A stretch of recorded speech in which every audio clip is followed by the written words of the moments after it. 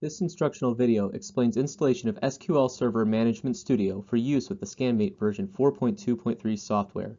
A PDF transcript of this video can be downloaded via the link in the comments section. Scanmate 4.2.3 software utilizes two components, the scanning software and database software. In some cases, it is necessary to use administrator tools to correct network and credential issues. SQL Server Management Studio provides the necessary tools for correcting such problems. SQL Server Management Studio is installed alongside the SQL Server database software. This video describes the procedure for installing SQL Server Management Studio on an established database host. Other videos in this series describe installation and setup of the database and user software.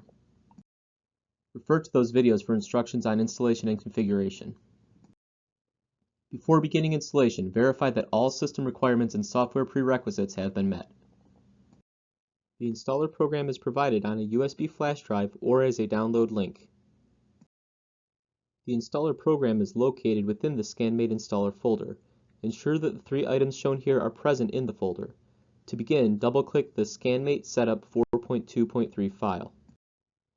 If prompted, select Yes to allow the installer to make changes to the PC. The installer program will start. The installer will show three options.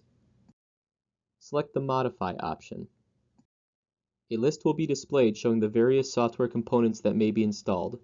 Mark the box next to SQL Server 2012 Management Studio SP2, then select Modify. The installation will begin.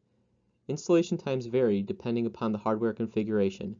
Installation times are typically 10 to 20 minutes. A message will be displayed once the installation has finished. Select the Finish button to exit the installer. Other videos in this series describe how to perform troubleshooting using SQL Server Management Studio.